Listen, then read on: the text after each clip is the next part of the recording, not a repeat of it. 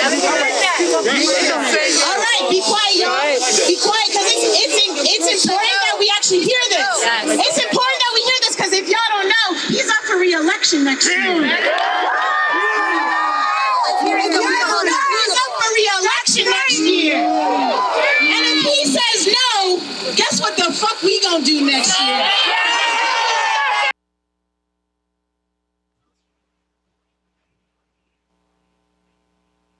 You know, Adam, between every episode that we've done on this show so far, you know, immediate conditions seem to shift pretty dramatically. But honestly, for the first time, this shift in the political landscape between the last episode and this one has me feeling, you know, much more hopeful. Because even though there's a bunch that's still unknown, thanks to the sort of Black-led movements in the streets, steady organizing by so many people over all the years, and all the lessons we've learned over the past decade, it seems possible that sweeping change that really fell off the table for so long is now immediately possible. You know, even though a further slide into Trumpism and a strengthening of the right wing in power still looms really large as a potential outcome. Yep, this is a crucial moment, and even as George Floyd was just laid to rest yesterday, Breonna Taylor's killers still have not been arrested. We are going to do this show, and we're going to talk about, just for a minute, kind of what the implications are for this looming election, how our movements can build the power needed to end Trump's reign and start to build a new society. So it's heavy stuff, but let's get into it.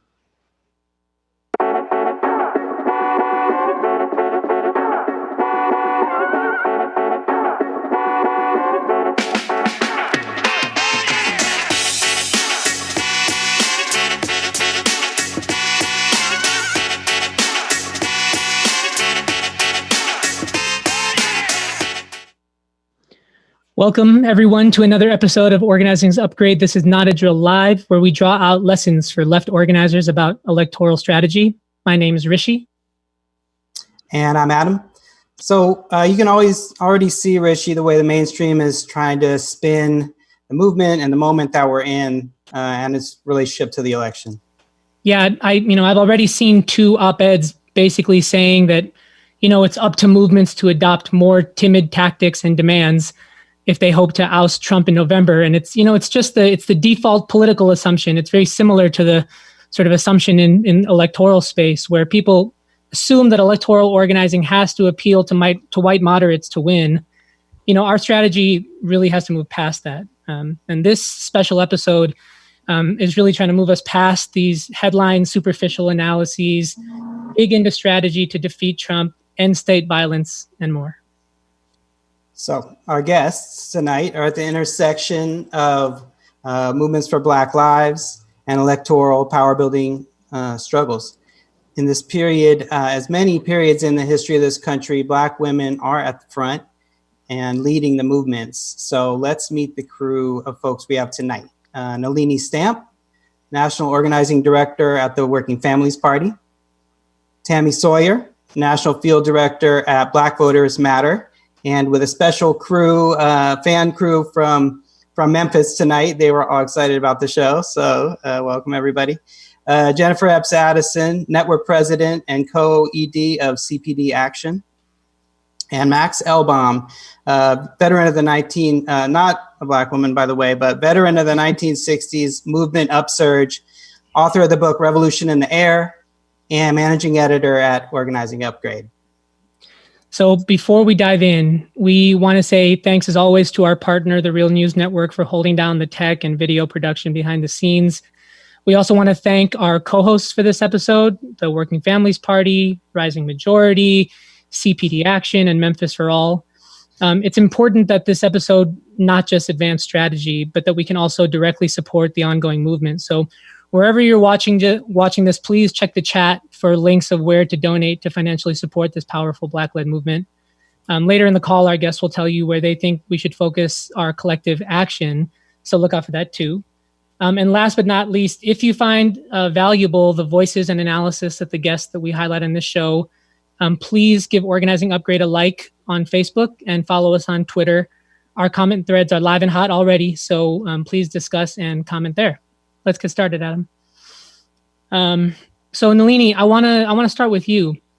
So you were really active in the Occupy movement. You've been very involved in the movement for Black Lives as well as Mi Gente and Latinx movements. How do you view this moment that we're in terms of what it means for the broader left? What's your assessment of the possibilities it holds for our long-term struggles? Well, thank you for having me. And apologies for my sore throat. Happens at this point when we're on the streets a lot. But yeah, I'm really excited to be here.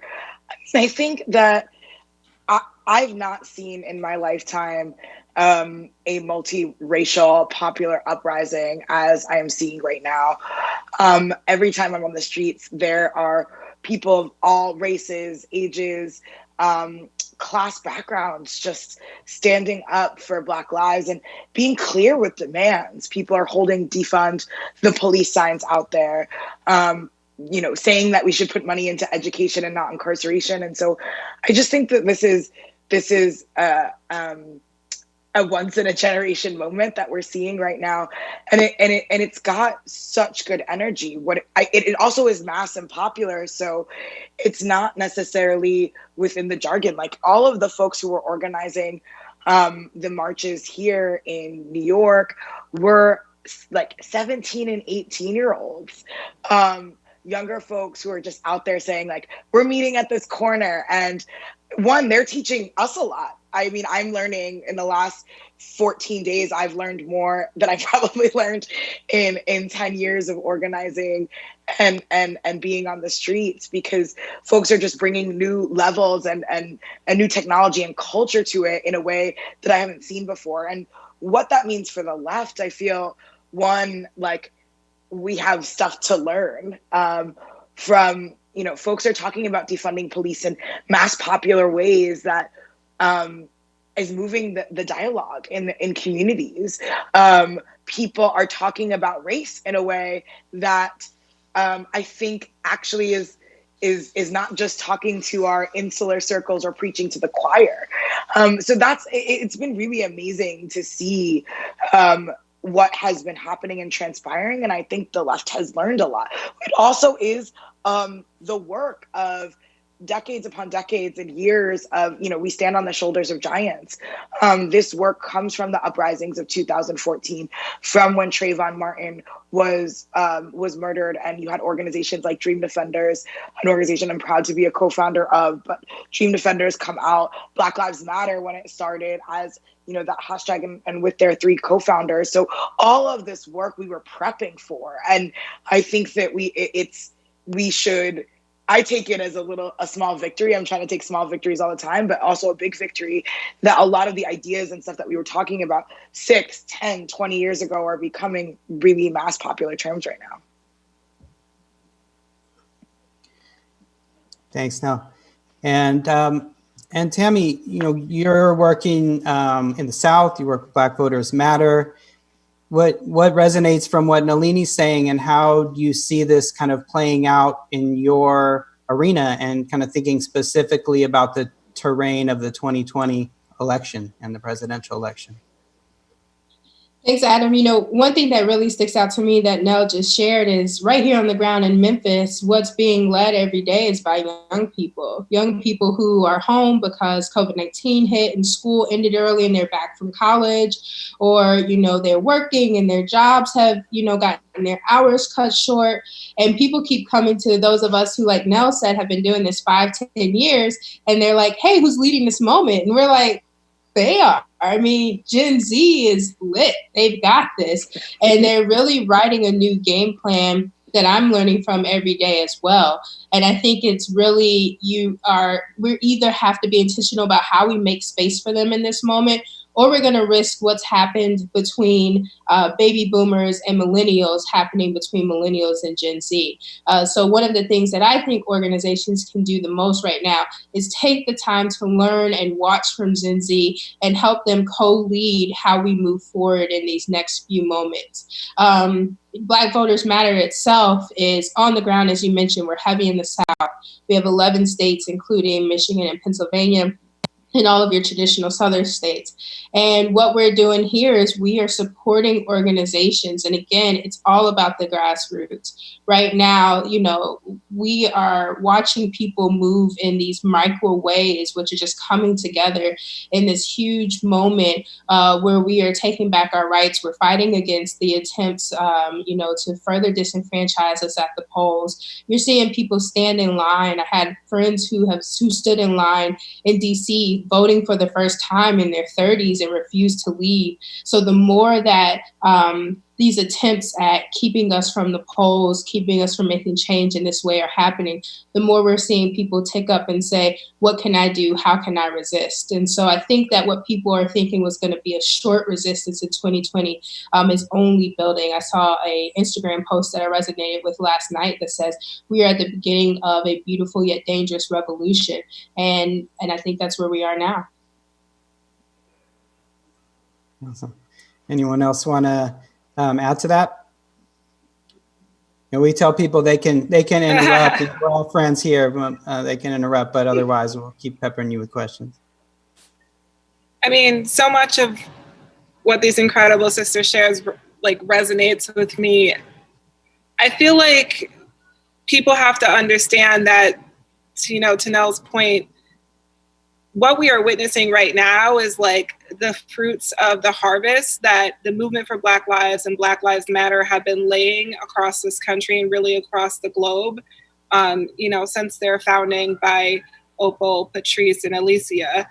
You know, I see this moment, you know, as like really clearly defining what's at stake. And to your point earlier, it's not a mistake that Democrats think that they have to go after white voters or win back white voters in order to defeat Trump. They know that actually, not only do they not have to do that, they're not very likely to do it. We have more than 20 years of elections that tell us it is very unlikely that we will win a majority of white voters for the Democratic Party. In the meantime, the numbers bear that if we leaned into engaging Black and brown voters, not with you know, symbolic gestures, but with real policy and a real view for transformation, we could easily win back Florida, which has 1.5 million unregistered Black and brown voters who are eligible to vote, lost, you know, to Trump by less than 113,000 votes.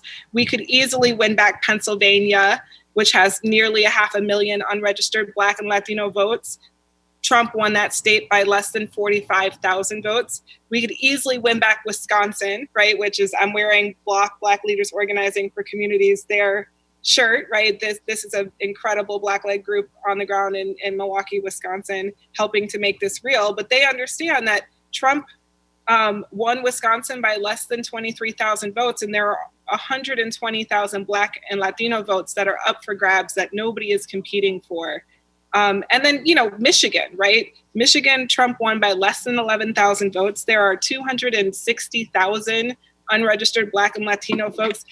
The electoral math tells us that the pathway to defeating Trump and fascism is through Black and brown communities. The reason why we have a resistance to that, why we don't see the Democratic Party moving forward with that strategy, is because it butts up against the corporatist class of the party and, you know, the interests of and corporate interests that are, you know, set on continuing to be able to exploit and extract from Black and brown communities. And so I think the thing I want folks to understand is, like, when people talk about Black Lives Matter, it is not a movement solely just to stop police from killing innocent Black people, right? Like, that is not the whole vision for the movement, right? The vision for the movement is that Black people have freedom and dignity in every aspect of their lives in this country, that they have healthcare and housing, you know, that we have the ability to move, you know, so much more than just to exist, the ability to really thrive.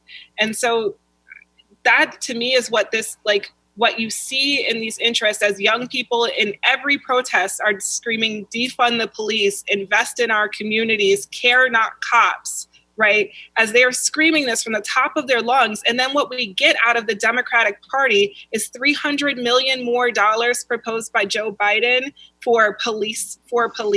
What we get out of the leadership in the Senate, out of Nancy Pelosi and Kamala Harris in the House, is a bill that codifies current laws that says we shouldn't use illegal chokeholds, like that gives a bunch of new prosecutorial powers to William Barr's Department of Justice, right?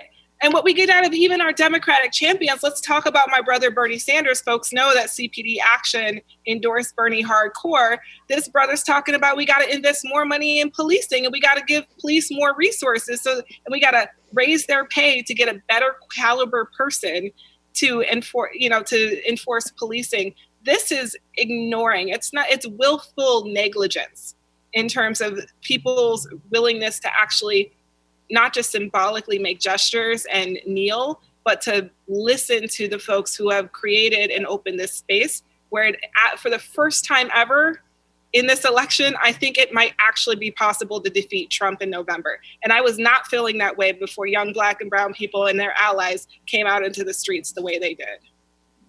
But Democrats can't fuck it up. Oops, sorry, can't screw it up for us. That's how I feel, though. I just am like, please don't screw this up, y'all. We are on our way. They are doing everything to stop the energy that's happening, and that's a colossal mistake. So that's my biggest fear. Sorry, I took like 20 minutes there. This is why you don't tell people to just jump in, Adam. We're not on. That's what we want. We're not on network TV, so we can say what we want. And let me bring you in, Max.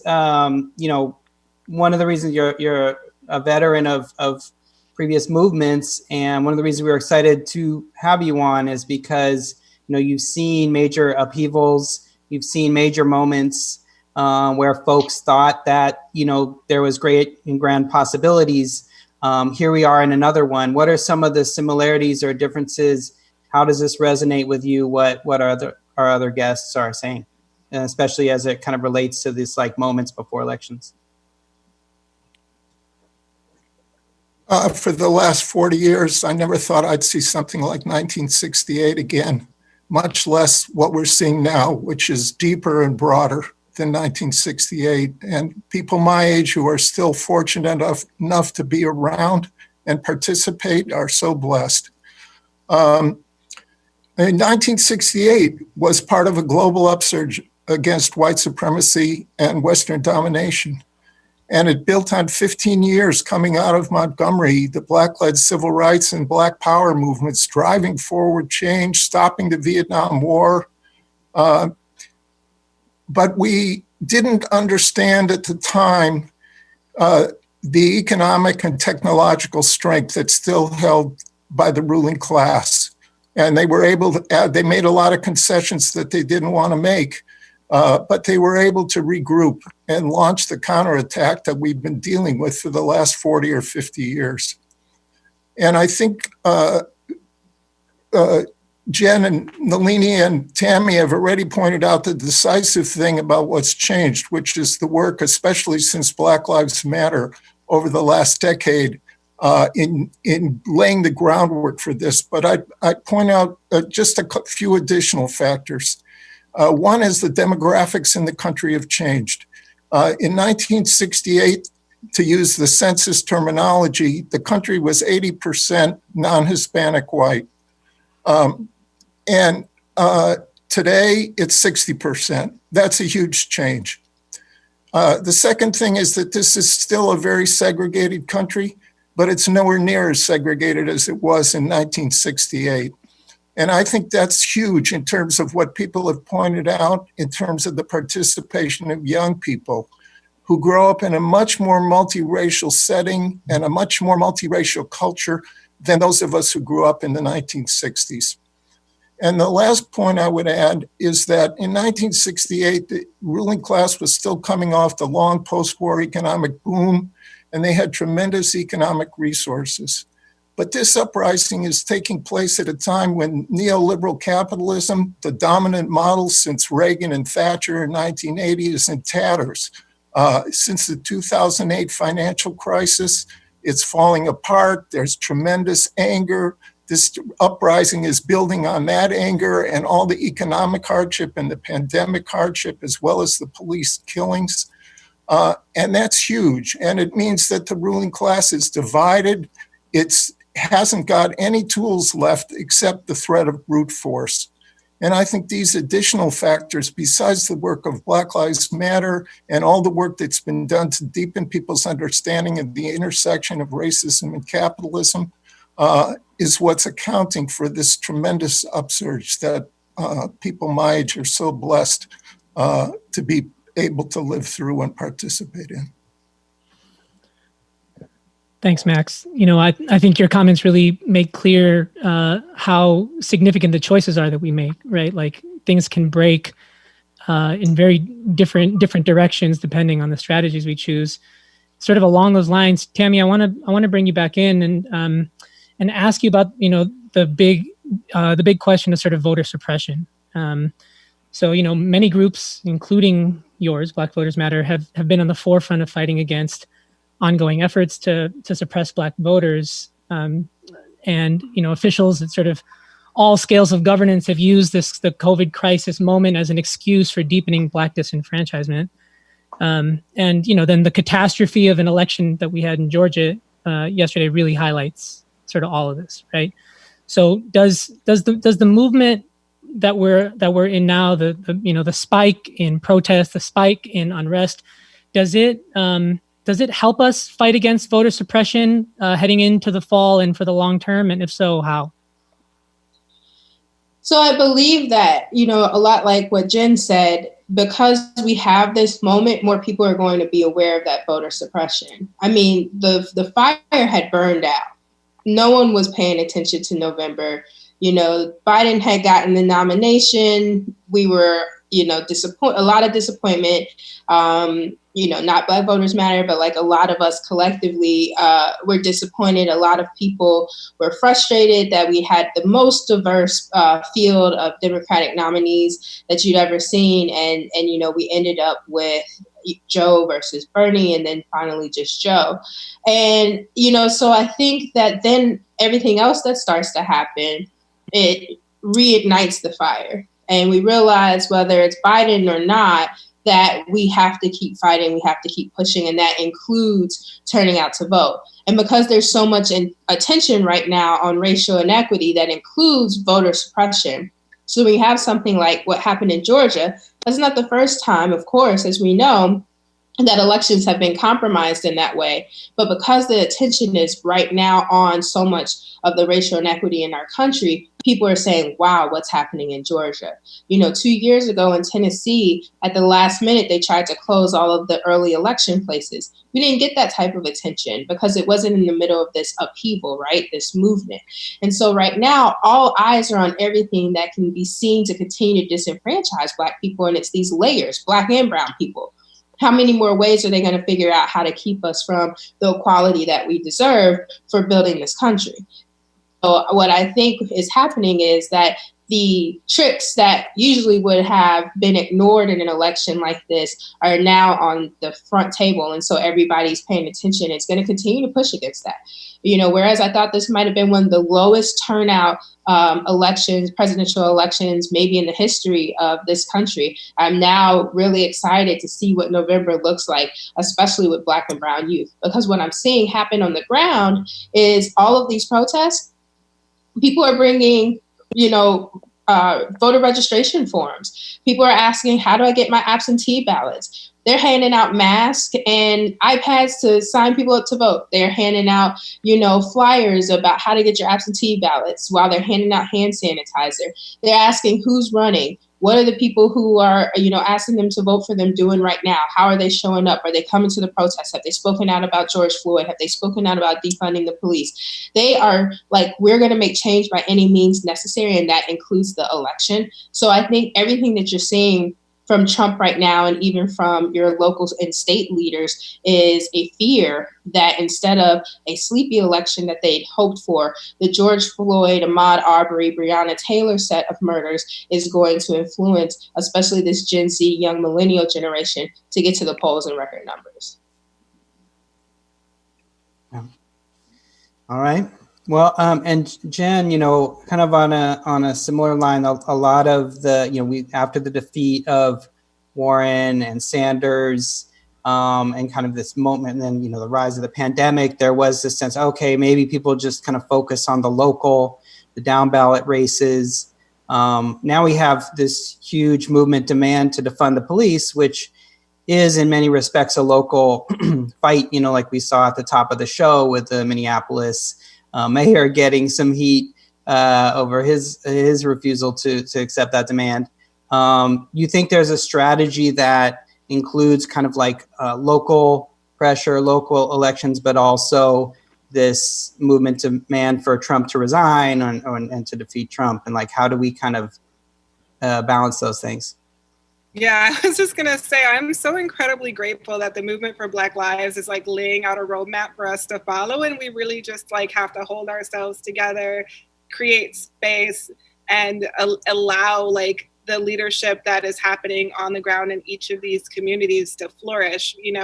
What isn't said about that powerful video that you shared earlier with the mayor of Minneapolis is that the Black Visions Collective, one of the key groups who has been holding this space on the ground in Minneapolis, is a part of the larger movement for Black Lives distributed infrastructure, right? They have been receiving training and support from this broad infrastructure. Freedom Inc. in Madison, Wisconsin, who painted Defund the Police across the Capitol, right? Same thing. This is a coordinated network of activists and organizations and informal groups that has been building real power. And I think that's a really exciting moment. I just want to take it back. Like, I feel like people have, I don't mean to be controversial, or maybe I do, but people have to understand what is at stake here. There are those of us who understand that the threat, the very real and clear and present danger that Donald Trump represents. And we believe fundamentally that defeating Donald Trump is imperative. And at the same time, we keep seeing the Democratic Party make the same mistakes over and over again that have led to defeat after defeat in election. Oftentimes, what that means is that Black bodies pay the consequences, that queer bodies pay the consequences, that people who are poor and have no income pay the consequences. And so we are trying with all of our might, given the poor choices in front of us and the difficult world we have ahead, to stay off that catastrophe of a re-election, a rightful re-election of Donald Trump. So when people say defund the police, and, Donald Trump says law and order, and, front-running Democrats say more prosecutors and money for cops, it's really hard for folks who do not have we're not spending every day thinking about political analysis to understand what the difference between those folks are. Like, when Democratic mayors across this country are the ones who are signing off on budgets that are funding the police at 50%, 30, 40, 50% of the entire general purpose revenue of the city. Meanwhile, people have no problem defunding schools. They have no problem defunding transit. They certainly have no problem defunding healthcare, right? But we can't even imagine a world in which Black communities are free and are not policed by occupying forces who don't even, live in their neighborhoods.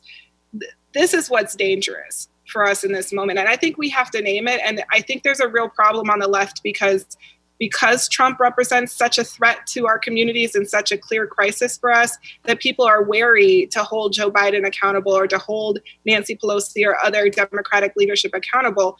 We can say whatever we want, but let's remember, in the HEROES Act, which was passed by a Democratic House, there is $305 million for the COPS program. And the COPS program is what funds the school to prison pipeline in communities all across this country.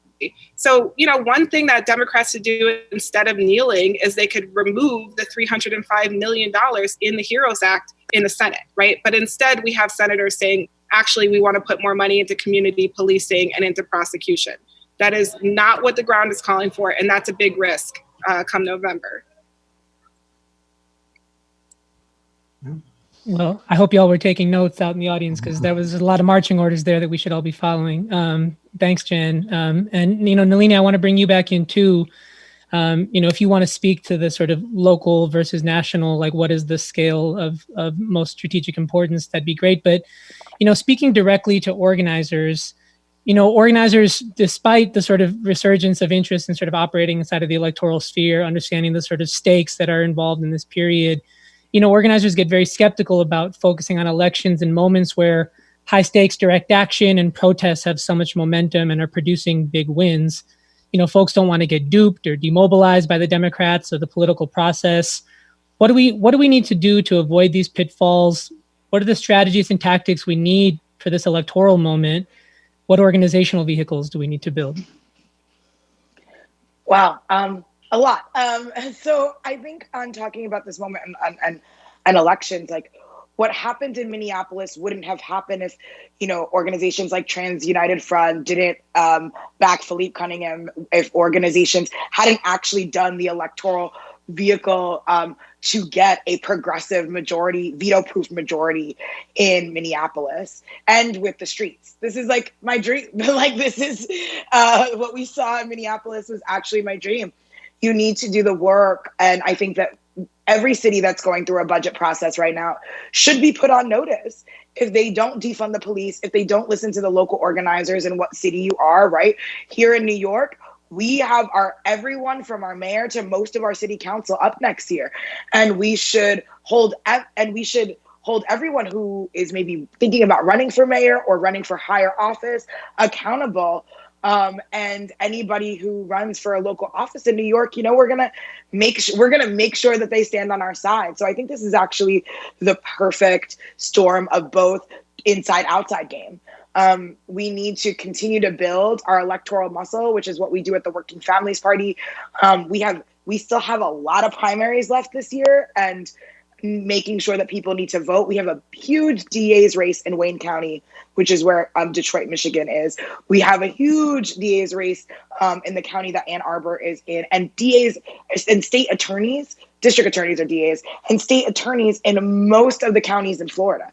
This is a huge, and district attorneys, the actual attorney part of and the criminal justice system, that's not just the cops, is also a mess. And organizers have been demanding things in that sphere for a really long time, which is why, we and organizations like Real Justice PAC helped get Larry Krasner to win. We and the Democratic Socialists of America, almost won Tiffany Caban's race, and she's actually working with us and leading one of our district attorney work. So I just think that it's not an either or. Somebody told me once, you use all the tools in your toolbox, and for so long, people in the streets didn't want to use elections, and rightfully so. The Democratic Party pushed out social movements post Jesse Jackson's 1988 run for presidency, and did a concentrated effort to cater to more wealthier, more professionalized career class instead of the working class communities of this country.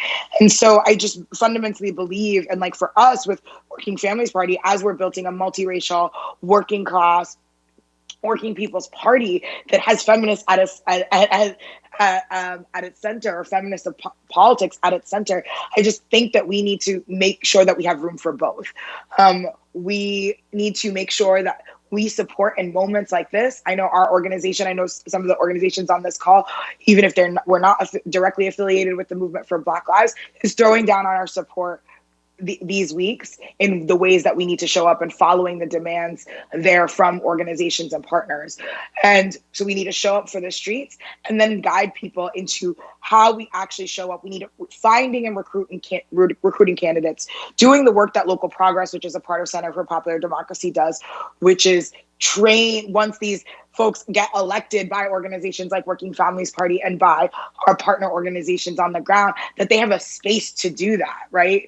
A lot of those members in the Minneapolis City Council are members of Local Progress. So we just need, these things take time, and we've been building our electoral muscles, I would say, really from like 2013, 2014 years, when Shoke Lumumba Senior ran for a mayor or even ran for city council in Jackson, Mississippi. So we've been building the electoral muscle as well. We've had electoral mass movements that are happening, like Bernie Sanders, Elizabeth Warren.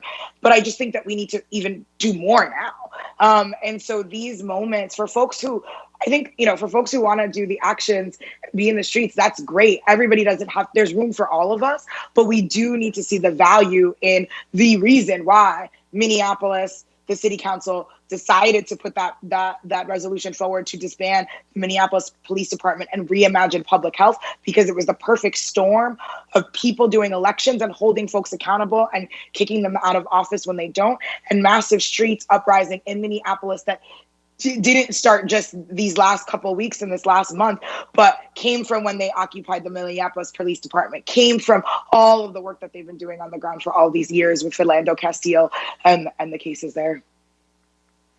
And that is why WFP is my political home. That's all I'm going to say. And I just want to jump in real quickly, because Nell's point it's so strong that if there was not this pressure from the people on their elected officials right now, we wouldn't be talking about defund the police everywhere. In addition to being, the National Field Director of Black Voters Matter, I'm an elected county commissioner. And I sit on a body of 13, and they don't believe that the people, I listened to testimony from my colleagues and from the sheriff this week saying, I haven't heard anybody say defund the police. Now, we had over a couple hundred people in our inbox that day telling us to cut 10%. And then when 10% fell, cut 5%. But it was only in that moment that they started to see, and they even dismissed it as, oh, this is a hot button issue, right? And so that's the point about, once you connect what's going on the ground to political power, then you get people to do and vote the way that you need them to for your life. But so long, especially in the South, so long, being entrenched in political power has been ascribing to a white supremacy that makes you, even if you're a person of color, a Black or brown person elected to a seat, turn your back on your community and not do what needs to be done to align them to how Jen started this entire conversation. This is about us thriving, right? We can't keep getting by. We can't keep, some of us making it. We have to thrive collectively. And so seeing these movements, and especially this current moment, 2020, pushing elected officials into making sure that they're making votes that will allow Black and brown people to thrive, is a moment I don't think we've seen at this level before. Yeah, I really agree with that. And the uprising has changed the political dynamic, and it's given us tremendous more leverage for the arguments, particularly that Jen made a minute ago. In my experience, when a left force, a progressive force, a revolutionary force finds the central polarization in the country and then is the most resolute fighter around that polarization, its strength increases and it builds its influence within the broad, loose array of people who are opposing the main enemy at a given time. And in the primaries, our side lost some of that argument. That's why Biden got to be the nominee. People felt, okay, they had to be safe. Biden was allegedly the safe choice. But this has changed the dynamic. And the social power of young people, of the Black community, driving forward the whole broad coalition against Trump and being the most resolute fighters against Trump and showing the way that he can be defeated. And the way to defeat him builds up our strength.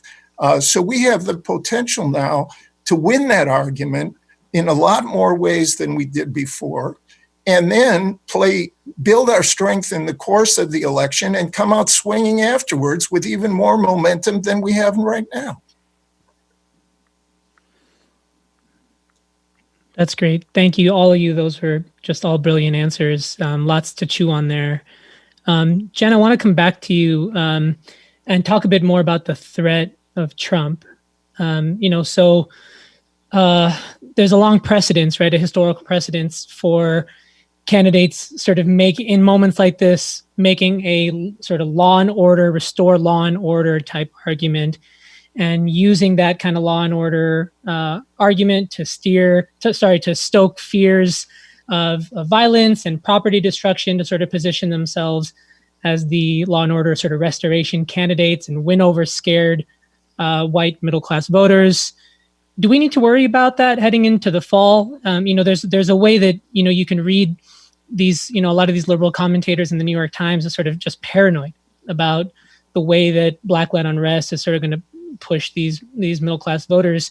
And, I think everybody's spoken to sort of the failings of the Democratic Party in overly sort of focusing on those voters.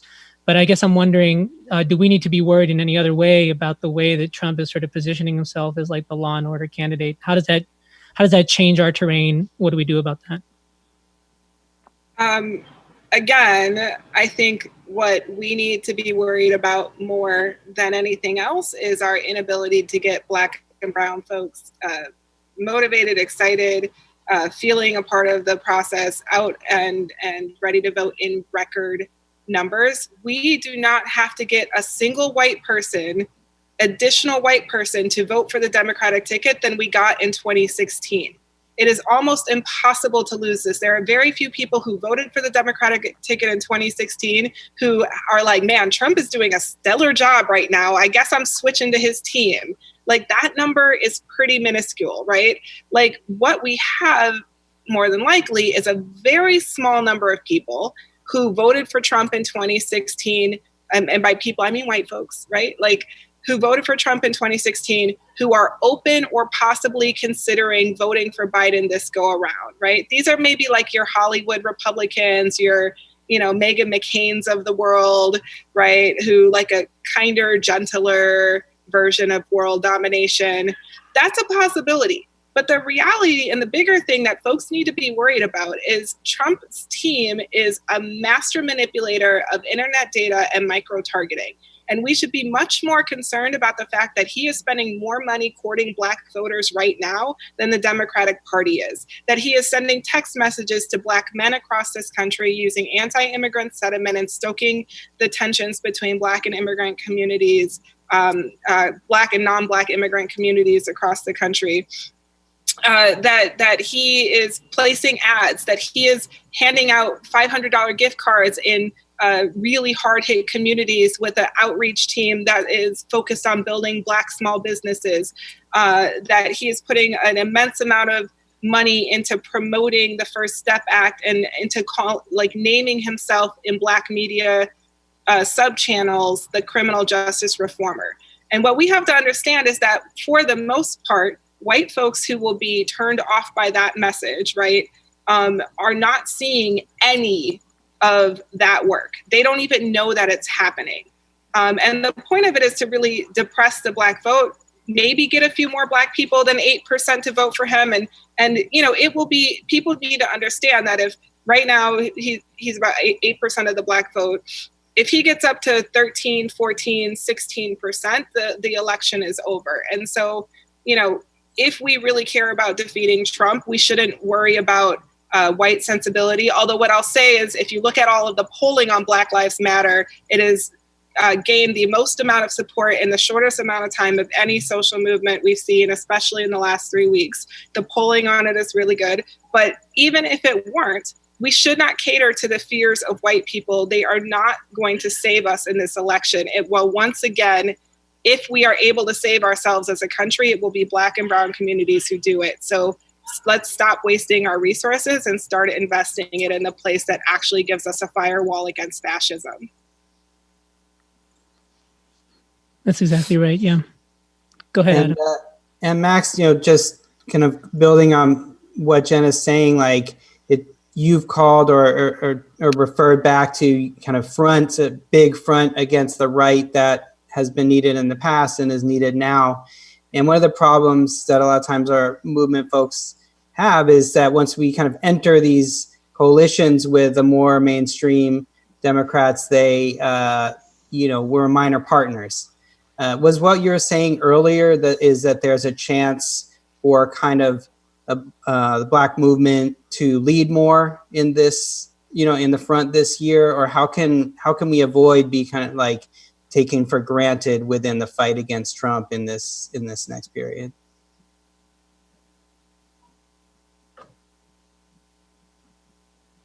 You there, Max? Well, there's no guarantees in politics. We just have to, we build up our infrastructure. We do everything that Nalini spoke about before, about building up our electoral infrastructure, and we keep pushing. And right now we have some initiative that we did not have before.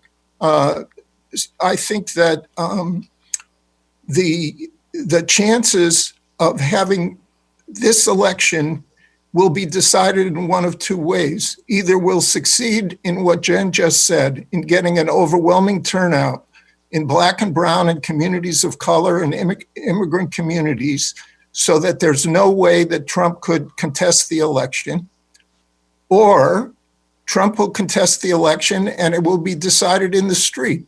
And it's the same social forces, the youth, communities of color in the lead, the Black freedom movement in particular, that will decide whether there's enough strength in the street to convince people in the ruling class that they can't get away with a repressive crackdown. So either way, I think we have to pursue that approach that's been pointed out, and that gives us the most leverage. Other responses or thoughts? I mean, Biden could make it easier, though. Like, he could not pick a prosecutor for his vice president, for example.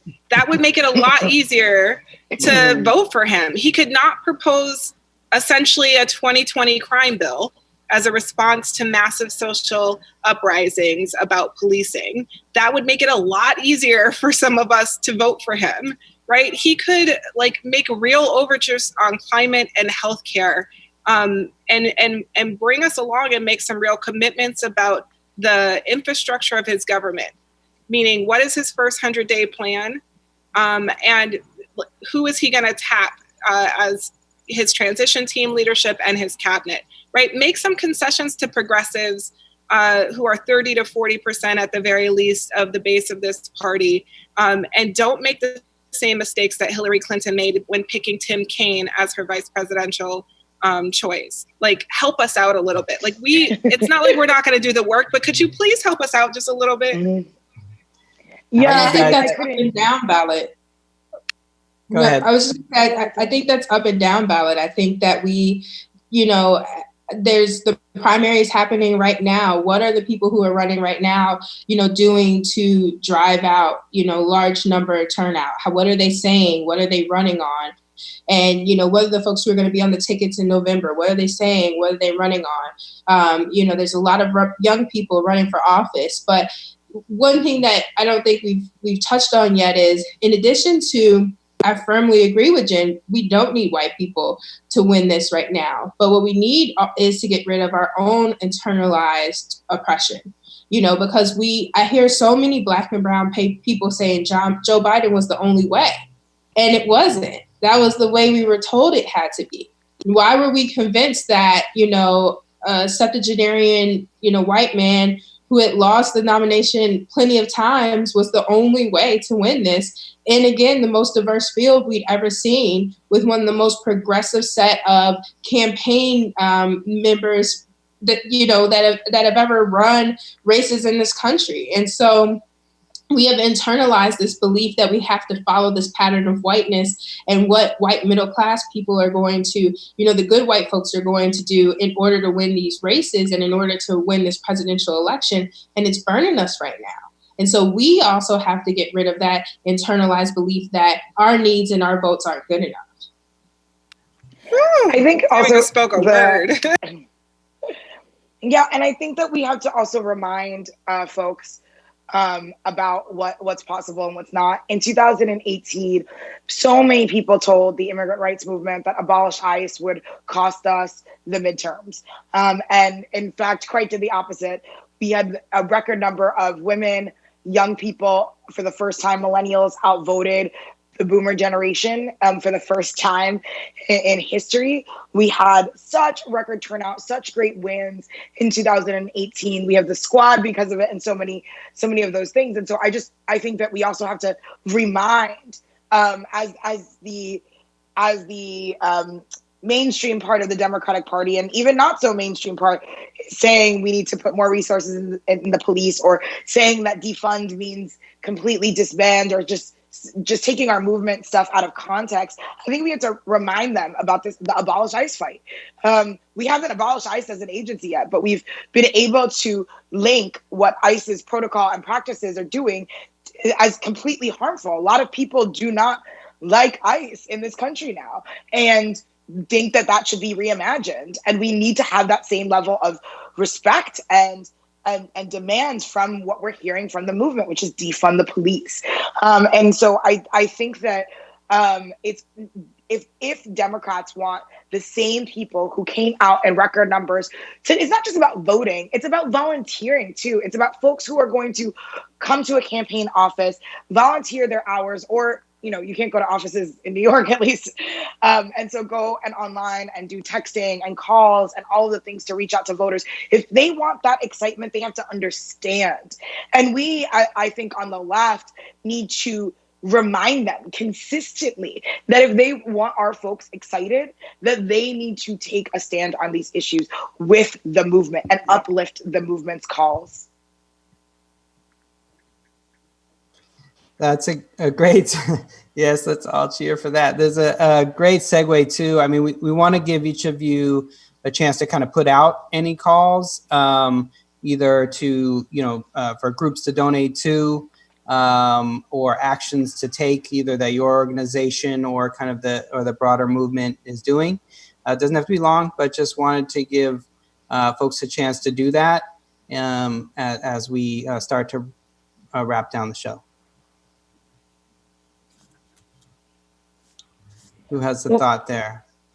Tammy, there's a question in the chat about rural organizing. So I thought maybe you could share a little bit about rural doesn't mean white and what's happening with Black Voters Matter and all of the rural organizing you do. Yeah, I'm not in the chat. What's the question? It basically is, what about rural folks? We're here too. So, that's absolutely true. Black Voters Matter actually focuses heavily on our rural communities in all of our states, especially in the South. So we're not just like in Tennessee, we're not just in Memphis and Nashville, in Louisiana, we rarely are organizing in central New Orleans, but in the outskirts and, in the parishes. And we do believe and agree that the rural areas are often ignored, and there's so much power in that vote. And actually the impact of the things that we are fighting against are even further entrenched. I mean, COVID-19 is hitting rural communities even harder, and they don't know it because they don't have the transportation or the hospitals to get tested. So families are just, getting ill and, going to work.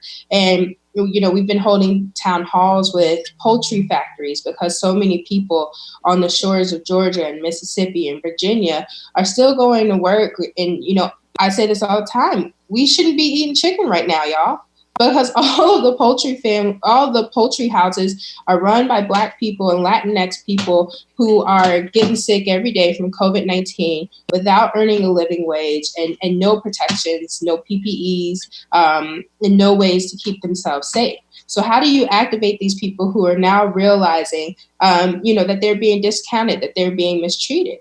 And you connect them into the network. And that's why we're trying to help them organize themselves and get them to the polls in these July and August primaries and in November. This weekend, I'll be out in Tipton County, Tennessee.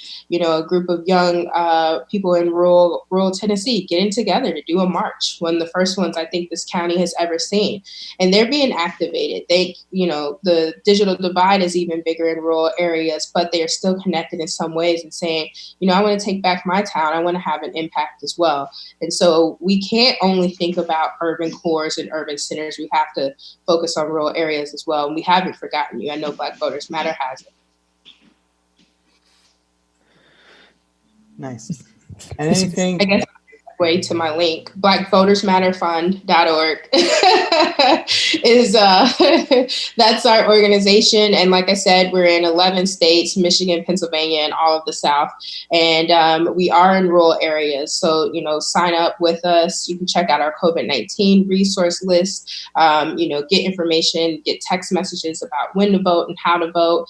And, we're really active in making sure that Black voters are voting because their interests are being challenged, voting because their rights are being seen, not just shaming people. You've got to vote because your ancestors died.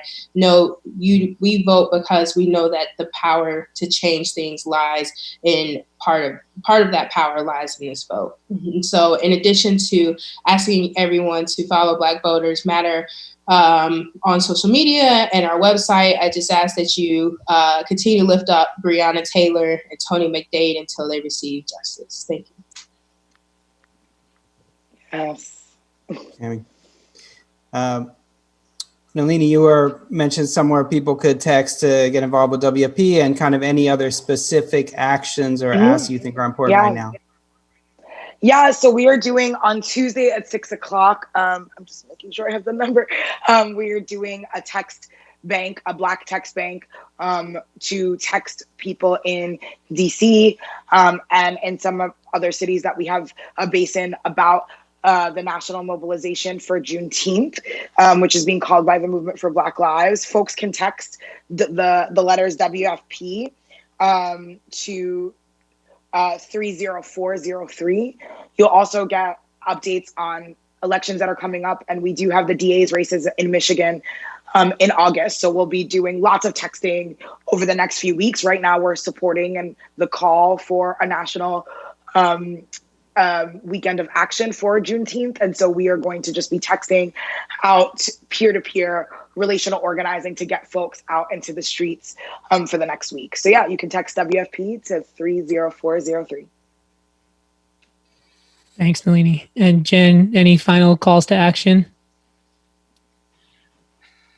I mean, I think right now in this moment, there are probably two critical things. One is to obviously follow the leadership of Black people and Black movements, both locally and nationally, whether that's, throwing down for Juneteenth weekend and making sure that we spotlight those issues or in any way that we can. But I think there's another piece of this, which is about their demand that Trump resign, or the call basically to defeat Donald Trump by any means necessary.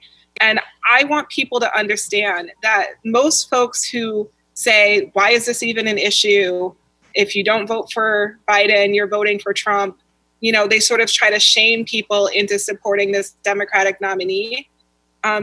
First and foremost, that is just not the world we are going for. I want people to understand that when people are in the streets putting their lives on the line, there were a number of immigrants who were picked up in these arrests, these curfew arrests, who are battling ICE right now in defense of Black lives. When people are taking that kind of risk, they're not doing it to return back to the status quo of even 8 years ago. They're not doing it so that nothing fundamentally changes, right? They are motivated for the first time, many of them, to get involved in the system and potentially to come vote because they actually believe, for once, something might change. And so we should do nothing to squash that belief. We should do everything to give people the idea and to help them own the concept that we can build the country of our dreams together through this election and beyond this election. And, for me, I just want people to understand that it is not Democrat or Republican. It is about what we are going to do for poor people who could not afford their health care under Barack Obama and can't afford it under Trump. What are we going to do for people whose families were locked up under every Democratic president and every Republican president? Some of the hate that our communities experience is a bipartisan problem. And if we want to defeat Trump in November, then we have to go directly at the heart of anti-Blackness and at the heart of capitalism and actually meet folks at least somewhere where they can believe that working with Democrats, right, that electing Biden will at least create more space and opportunity for the world that they're trying to build. If we don't give folks the sense on the ground, then we have that that is possible, then we have no right to expect that they will break their backs, overcome voter suppression, deal with the threats of white supremacist violence just to go out and vote for the status quo. Awesome. Thanks, Jen. Max, you want to give us one last call to action? I'm from Milwaukee. My family now lives in Florida. So the two organizations, I think, that are both engaging the election, building long-term power for the Black community and for all oppressed people, are Block in Milwaukee. That's blockbyblock.org. Black Leaders Organizing for Communities, and the Dream Defenders in Florida. That's dreamdefenders.org. And I think they're doing what's necessary to fight for the immediate battle and build long-term power for a better world. I'd just add that I think that the triple crises we face, a crisis of racial justice, a pandemic, and an economic crisis, it's not going to be possible to put the system back together in the old way. And I think the choices are that we do have the opportunity to build that better world that Jen just mentioned. If we can defeat the fascist counter-revolution, I think we can start a new cycle that heads in the direction that we want to go toward a better world. Thanks, Max. That was an amazing discussion we just had, y'all. I just want to offer a lot of gratitude. And, like Jen said, our movements are in 2020, Black and brown led movements are offering us a positive vision to lean all the way into, to try to build. And that's the direction we should all be focused on. So thank you again to everybody, to all of our participants. Thanks to the audience for tuning in. This video is going to be available for sharing minutes after we're done. So please share it widely. Our next episode is on July 1st. It's going to be a discussion with some key senior staffers from the Bernie Sanders campaign, but we're inviting Black organizers, Black strategists onto the call so that we can really try to think about the lessons of the Bernie campaign in the sort of longer arc of the Black liberation struggle in this country. So I hope you'll tune in for that one. It's going to be an excellent conversation with Claire Sandberg, Becca Rast, Bill Fletcher, and possibly one or two other people. So thanks again. Please make sure to follow all of the panelists and their organizations. Their handles should all be in the chat and comments. Make sure to like Organizing Upgrade. Thank you for joining in. Stay strong, stay powerful, rise up, and we'll see you soon.